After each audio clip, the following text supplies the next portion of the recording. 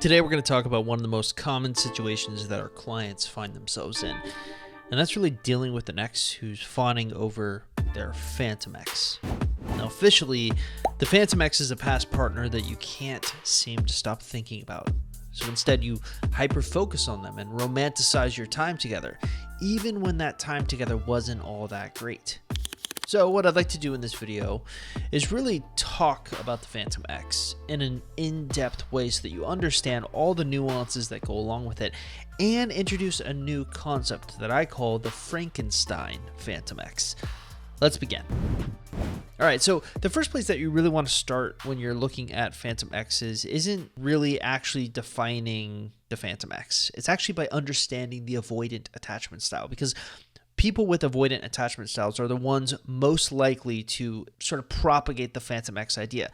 Now, I've talked a lot about avoidant attachment styles in the past through articles, through podcast episodes, through videos, but officially, the avoidant is defined as a person who is protective of their independence, so much so that when they enter into a relationship they deem as threatening to that independence, they withdraw and potentially leave it.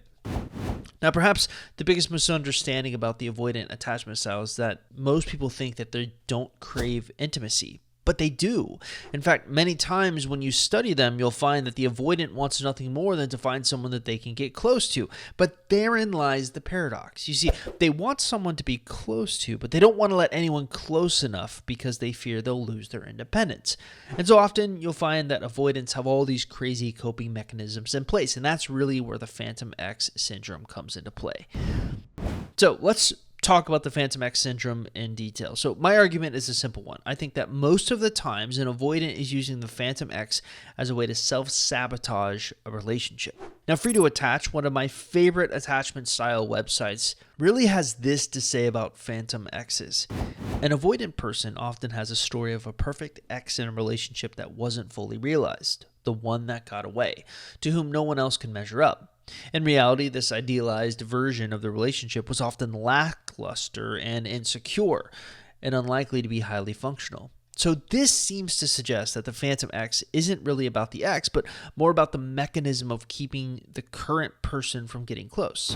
Essentially, the Phantom Ex is used as a way to perpetually keep that person they are with from ever getting close enough to threaten that independence that they so highly value.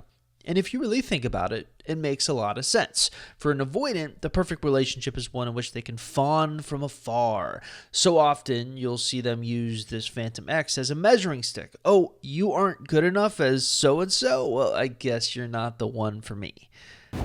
And really, I think we need to look at the peak end rule concept, because I feel like it definitely is put into practice here. So continuing on from Free to Attach, the Phantom Ex operates because there is/was distance, not because the relationship was successful, but a fixation with a past partner affects budding new relationships, blocking them from getting close to someone else. Now, what's funny is that often if you look at a person's time with their Phantom Ex, it's usually not all that pleasant. So why the nostalgia? Well, the best explanation I've been able to come up with is that it often has something to do with the peak end rule. Now, Wikipedia defines the peak end rule as a psychological heuristic in which people judge an experience largely based on how they felt at its peak and at its end, rather than based on the total sum or average of every moment of the experience. Now, the effect occurs regardless of whether the experience is pleasant or unpleasant. So essentially, you have these two distinct points that are being judged, the peak and the end. So with the Phantom Ex, the avoidant is employing selective memory. Well, mostly. There's actually another interesting thing about nostalgia that we've learned about avoidance. Once again, pulling from Free to Attach, avoidants are free to long for an ex once that person is unavailable out of a relationship, and typically out of contact.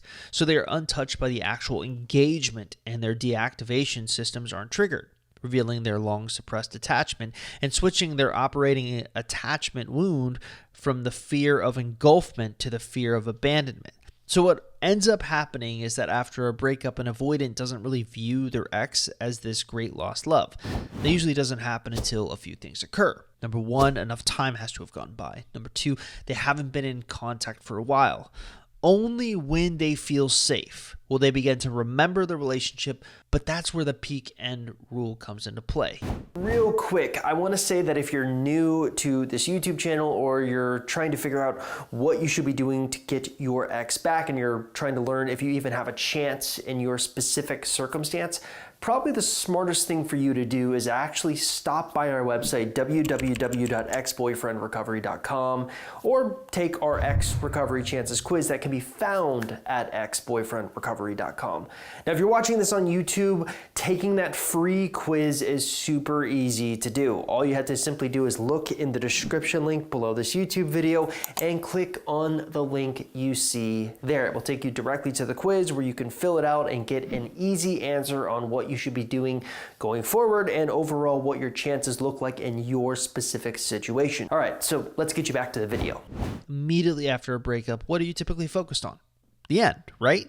Now, I don't know about you, but a lot of ends of relationships are not very pleasant moments to experience. But as time goes by, when they haven't been triggered, and that's a key point here, usually they get triggered if you won't leave them alone. And we often see this with anxious and avoidant pairings. The anxious person trying to problem solve and fix the relationship will contact the avoidant, and it just triggers their deactivation systems, and you don't get sort of this peak end rule that we're going to talk about here. So assuming the avoidant doesn't get triggered, meaning they have been left alone for a while and enough time has gone by, they start to misremember the experience and forget about that end and only start focusing on peak moments. Now, when this occurs, they really start to feel that nostalgia. But this brings up the case, or brings up an interesting philosophical question. Is there only one Phantom Ex for avoidance or many? All right, so a few months ago, I put together this really cool graphic that I call the self-fulfilling avoidant cycle loop thingy-majig. It's not exactly called that, but I'm taking some artistic liberties. But essentially, my argument is that almost all avoidants are caught in this self-fulfilling loop. And the self-fulfilling loop goes like this. The avoidant starts thinking, I want someone to love me. So then they go out and they find that person that they think, this is my great love, my troubles are over. Then the avoidant person starts to notice some anxious behaviors from the other person, and the cracks begin to form. Now, once this goes on long enough, the avoidant person starts debating on whether they're going to actually leave. Then they actually leave. Then they feel super happy about the fact that they left. But if enough time goes by where they're left alone, they start to feel a little bit lonely, which leads them to start thinking that they can't ever find the right person for them. And then they start thinking, I want someone to love me again. And around we go. Now, I've talked about this loop ad nauseum on this website, on the YouTube channel, and on the podcast. And in almost every case, when dealing with an avoidant, you can chart their progress on this cycle. But what I find interesting about it is specifically the middle parts of the cycle, which is I'm noticing some worrying things, I'm thinking of leaving, and then actually leaving. Now, like I said earlier, the misconception that people have about avoidance is that they don't want love. But that's categorically false. In many cases, you'll find that there's nothing more that an avoidant wants than to find the one. However, they can't get out of their own way. So whenever they feel themselves opening up, they'll find these reasons to sabotage the relationship to keep you from getting close, to value their own independence. And often, this is where we see the Phantom Ex popping up. Now, the argument I'm going to make is that many avoidants don't just have one Phantom Ex, but they have many Phantom Ex. And that's why the peak end of experience is more important to understand.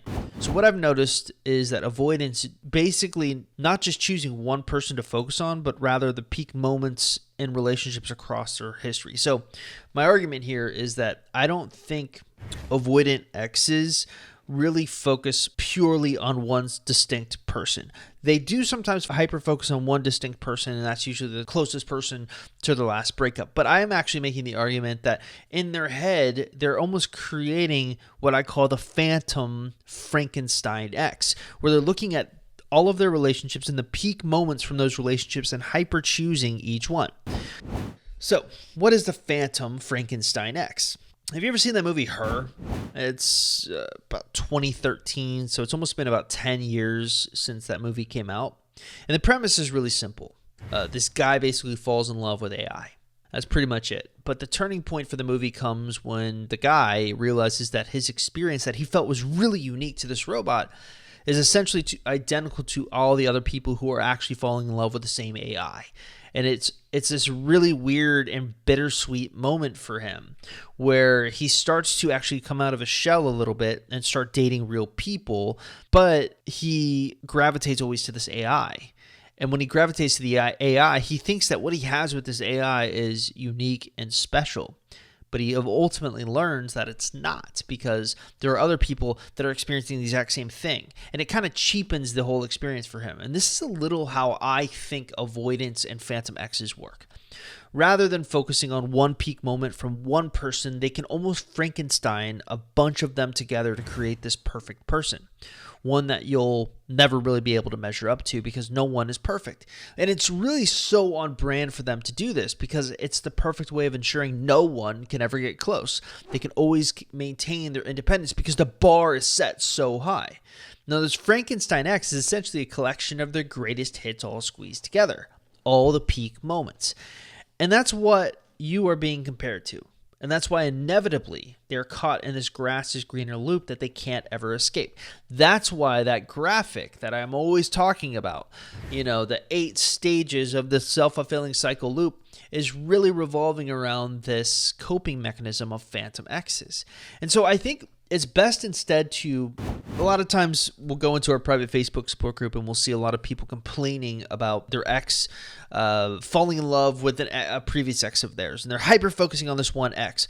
But I actually think there's a little bit more nuance to it, because a true avoidant, and that's assuming your ex is a true avoidant, is also going to be comparing that one ex to another ex. They're always going to have this Phantom Frankenstein X in their head.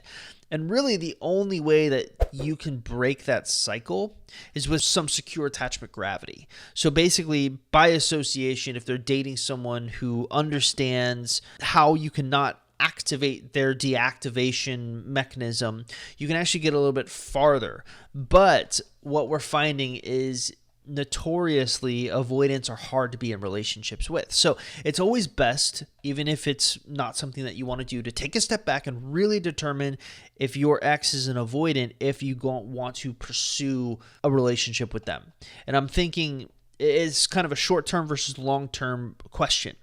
Short-term, getting back with an ex that's an avoidant is probably going to solve whatever anxiety you're feeling. But long-term is what people don't really often take into account. And long-term, are you willing to abide by these coping mechanisms that the avoidant has? And if you cannot honestly say yes to that, then my advice would be not to necessarily give up on trying to get your ex back if that's what you want, but it would be more so focusing on your own life so that you're allowing yourselves other opportunities with other people to test the market out a little bit.